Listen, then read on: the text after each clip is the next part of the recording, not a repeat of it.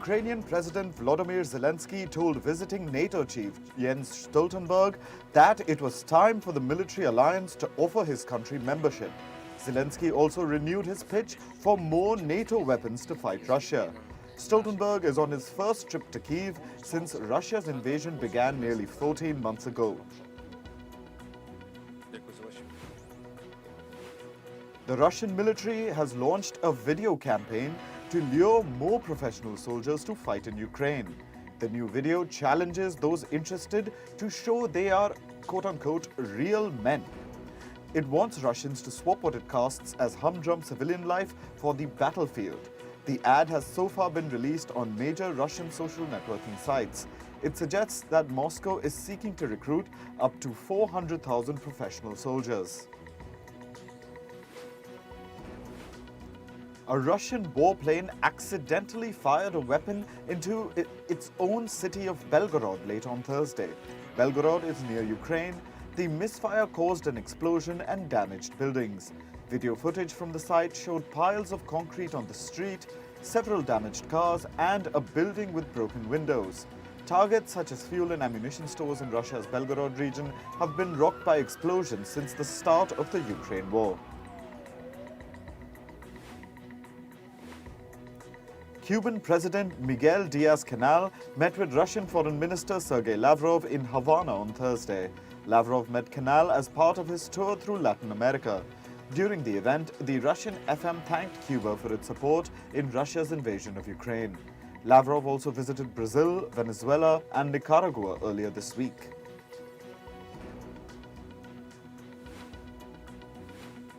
The US Embassy in Havana lit up in the colors of Ukraine on Thursday to show their unwavering support for the Ukrainian people. The move comes as Russian Foreign Minister Sergei Lavrov met with the Cuban president. Russia is looking to strengthen political and economic ties with other countries opposed to what it calls a US hegemony.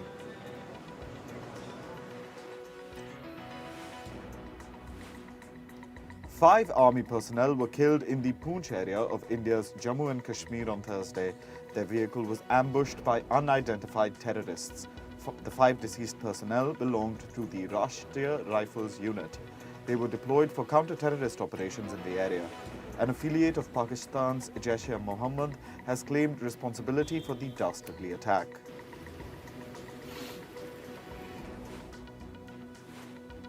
US President Joe Biden and his team are likely to announce his re-election campaign by video next week. Biden aides have ramped up planning for the long-expected launch of the president's second bid for office, which it will be a 4-year term, and this will happen in 2024. Last week, Biden said he would launch his campaign relatively soon. He's also set for a meeting at the end of next week with top volunteer fundraisers from his last campaign.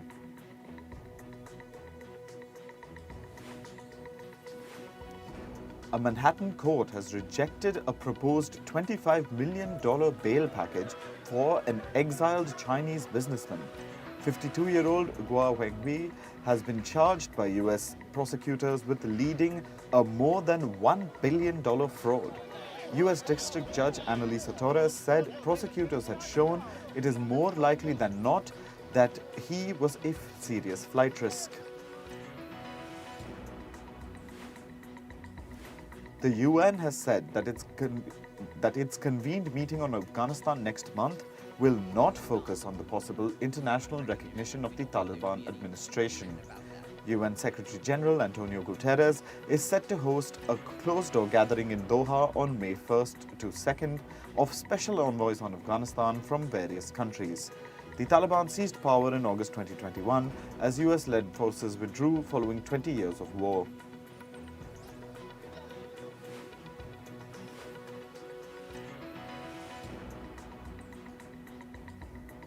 Ugandan President Yoweri Museveni has sent back a controversial anti-LGBTQ+ bill to Parliament to make it even tougher. Human rights activists and the US government have criticized the bill. They say it is among the harshest pieces of legislation penalizing sexual minorities anywhere in the world. It would impose the death penalty for so-called aggravated homosexuality. This includes having gay sex when HIV positive. The bill also imposes 20-year sentences for promoting homosexuality. Canadian police are investigating the theft of almost $15 million worth of gold and other valuables. It was stolen from a holding facility at Toronto's Pearson International Airport earlier this week. According to Canadian police, the goods were unloaded after an aircraft landed. They were then taken to a holding facility as per normal procedure, but disappeared sometime afterwards. Chile's President Gabriel Boric has said he would nationalize the country's lithium industry to boost its economy and protect its environment. Chile is the world's second largest producer of lithium, which is essential for making electric vehicle batteries. Boric said future lithium contracts would only be issued as public-private partnerships with state control. Boric also said he would start a dialogue with communities, companies and legislators to create a lithium company owned completely by the state. Elon Musk's SpaceX successfully launched its next-generation Starship cruise vessel for the first time on Thursday. The vessel was launched atop the company's powerful new Super Heavy rocket in an uncrewed test flight. However, only the launch part was successful. The flight ended minutes later when the vehicle exploding in the sky. The 120-meter-high two-stage rocket ship blasted off from the company's Starbase spaceport and test facility east of Brownsville, Texas.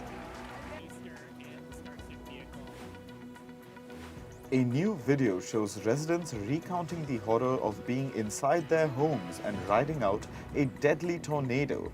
A tornado ripped through central Oklahoma on Wednesday night. At least 3 people were killed in the deadly tornado. Video footage and photographs from central Oklahoma showed leveled homes and debris fields, power poles strewn across roadways, and uprooted trees laying in yards.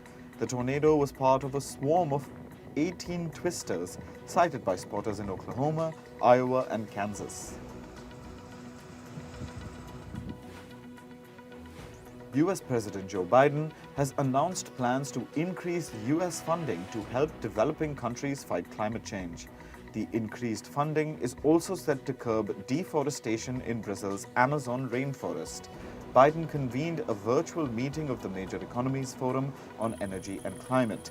This was part of his efforts to galvanize support for measures to fight global warming. It's the 4th meeting of the group under his presidency. A new Europe-wide report has confirmed that the region experienced extreme weather in every season in 2022. Wildfires caused by heat waves sent emissions soaring to a 15-year high. Winter storms and floods were followed by scorching temperatures above 40 degrees Celsius. Riverbeds and lagoons lay exposed and parched. Climate activists blocked the traffic around Berlin's iconic landmark Brandenburg Gate on Thursday. They slowly marched through the streets and sat down on the roadway. Police cleared the streets with minor scuffles erupting. One activist climbed onto the roof of a police car, where he was then arrested. Japan's greenhouse gas emissions rose 2% in the year ending March 2022. This is the first increase in 8 years. Reports suggest emissions from the year climbed to the equivalent of 1.17 billion metric tons of carbon dioxide. This comes as industrial activity picked up following the pandemic-era slump. California hillsides are exploding with orange and yellow flowers. This comes after one of the wettest winters on record. The natural blend of Californian weather and precipitation has brought about the picturesque landscape.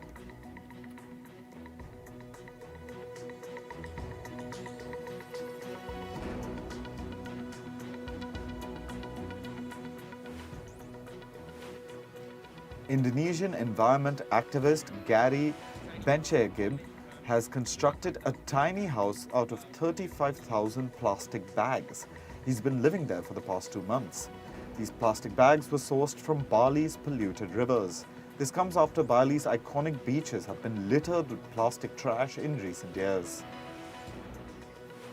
Media company BuzzFeed has said that it will shutter its news division. This comes as the company succumbed to the challenges of its digital-first business model. It will also reportedly lay off nearly 180 employees, which is about 15% of its workforce. The layoffs will impact the business, content, tech and administration units.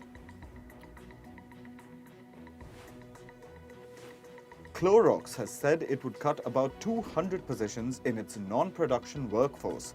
This will be about 4% of the company's total employees. Clorox is a household cleaning goods maker. It's the manufacturer of the famous all-purpose cleaner Pine Sol.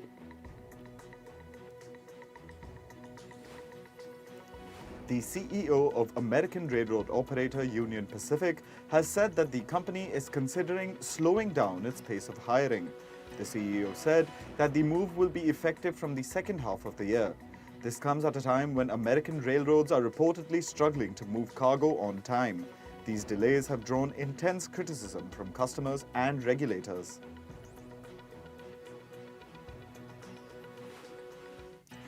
US crypto exchange Coinbase Global has said that it has secured a license to operate in Bermuda. It has obtained a license from the Bermuda Monetary Authority. This will allow the company to operate as a digital asset business there. The exchange is also in discussions with regulators in Abu Dhabi for a potential license. E-commerce platform Amazon has launched its anti-counterfeiting exchange initiative. This will help retail stores label and track the marketplace for counterfeit products. This comes as the company's efforts to crack down on organized crime on its platform. Online marketplaces in the US face hurdles in keeping counterfeits and fake merchandise off their platforms. Walmart shareholders will vote on a number of new proposals at its annual general meeting next month.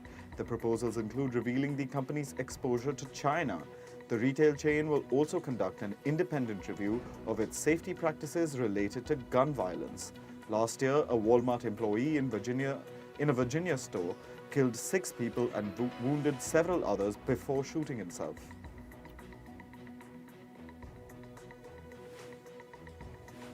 Europe's luxury goods industry has come under the scanner of European Union antitrust regulators. The European Commission has said that it had raided companies in the fashion sector. However, it did not name the companies. It also didn't specify the breaches it was investigating. This week, EU regulators also raided Gucci's Milan store.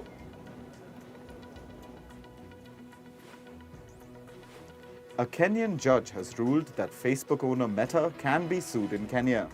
This comes after 43 employees at its Nairobi hub filed a lawsuit last month. They accused the company and its local partner of unfair termination. The employees say that they were fired for complaining about work conditions and attempting to form a union.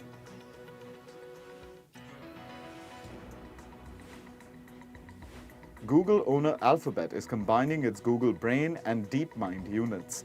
The move comes as the company is looking to double down on artificial intelligence research. The new division will be led by DeepMind CEO Demis Hassabis. The company has reportedly said that the unit will ensure bold and responsible development of general AI.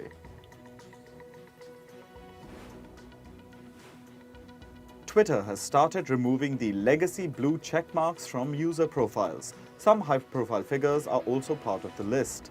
Personalities including Beyoncé, Cristiano Ronaldo, and Pope Francis have lost their verified check marks.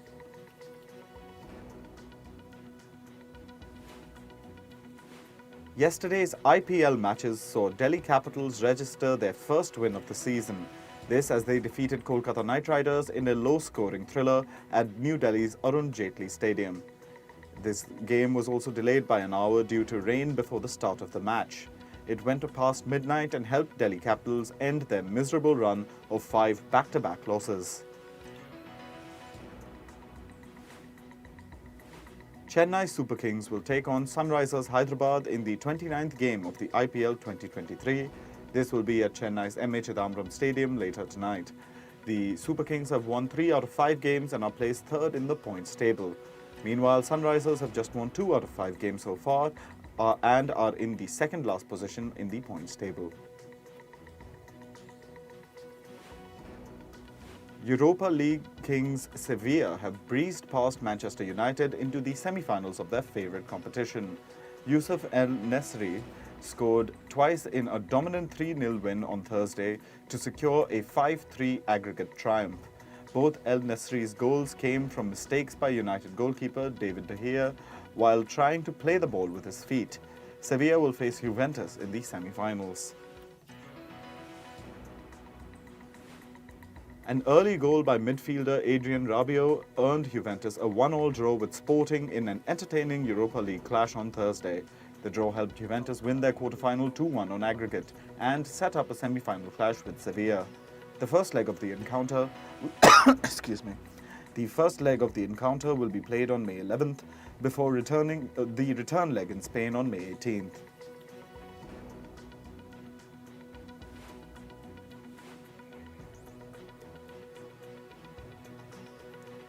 Italy's top sports body has cancelled a decision to dock 15 points from Serie A club Juventus.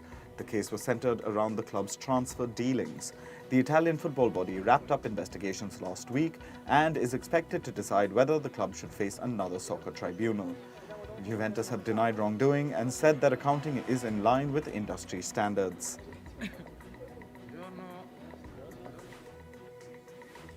Arsenal's title pursuit has entered choppy waters, but they have the perfect opportunity to steady the ship when they host the Premier League's bottom club Southampton late tonight. A 7-point lead is up for grabs. However, Mikel Arteta's side have displayed signs of nerves in the past 2 weeks. They twice squandered 2-goal leads to draw 2-2 away at Liverpool and West Ham United.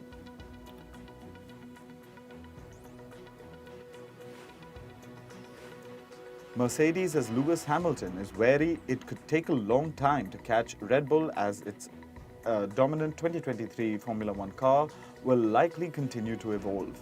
Hamilton cautioned that while Red Bull could plateau with its RB19, it will it will likely continue finding pace as well.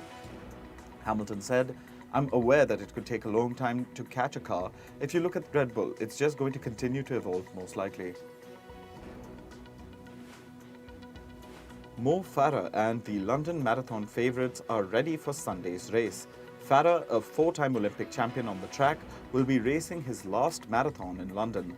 He hopes for a better experience than last year when he had to withdraw due to injury. Last year's winner, Amos Kipruto, is also excited for the race. Fellow Kenyan Kelvin Kiptum and Ethiopia's Tamira Tola are also among the favourites. About 750,000 people are expected to attend the race.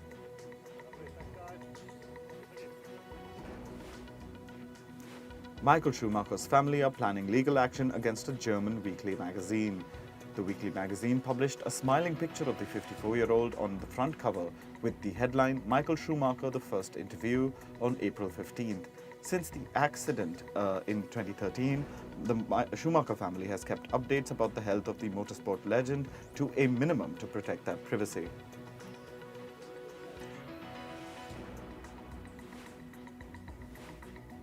"88-year-old Pyotr Dudek is still relishes the battle with wind and waves. Dudek is hoping to officially become the world's oldest windsurfer. He exclaims that, "I didn't realize I was the oldest, but I was surprised that I had never met someone close to me in age on the water." Actor Juno Temple is in negotiations to join Tom Hardy's starrer Venom 3. The film is the next installment in Sony's Spider-Man-related universe of characters. Temple has already earned 2 Emmy nominations for her work in the hit comedy Ted Lasso. Actors Bryan Cranston and Allison Janney are all set to share the silver screen. The duo will star in a film titled Everything's Going to Be Great. The upcoming film is being directed by Scottish director John S. Baird. The film will also feature actors Benjamin Evan Ainsworth and Jack Champion. American rapper Snoop Dogg is one step closer to the big screen with his biopic. Universal Films announced the biopic in November. It will be directed by Alan Hughes. Alan Hughes is an Emmy and Peabody Award nominee. Her filmography includes Menace to Society, Dead Presidents, and The Defiant Ones, among others. Swiss watchmaker Tag Heuer marked 60 years of its Carrera watch collection with the premiere of a short action comedy film in London. The film stars actors Ryan Gosling and Vanessa Bayer. Film director David Leitch said that he and Gosling were approached by Tag Heuer while they were shooting Fall Guy. The movie Peter, Pan and Wendy is back with a more inclusive version. The live-action movie is about a boy who never gets old and growing pains. It stars the first ever black Tinkerbell. Broadcast network ABC has renewed its drama series Station 19 for Season 7. The firefighter-focused spin-off of Grey's Anatomy will star Zoanne Clack and Peter Page as showrunners. The duo will take over for Krista Vernoff. The actor had announced plans to step down from Grey's Anatomy and Station 19. Hannah Waddingham will star in a Christmas special for Apple TV Plus later this year. The Ted Lasso actor will be home for Christmas in London and will record at the Coliseum Theatre. The show will also feature special guests who are to be announced later. Nielsen ratings confirm a hit opening week for the Night Agent series. This is a series featured on Netflix. It racked up 2.6 billion minutes of viewing time in the US for the week of March 20th to March 26th. This is just over a quarter of the total worldwide viewing hours Netflix reported that week.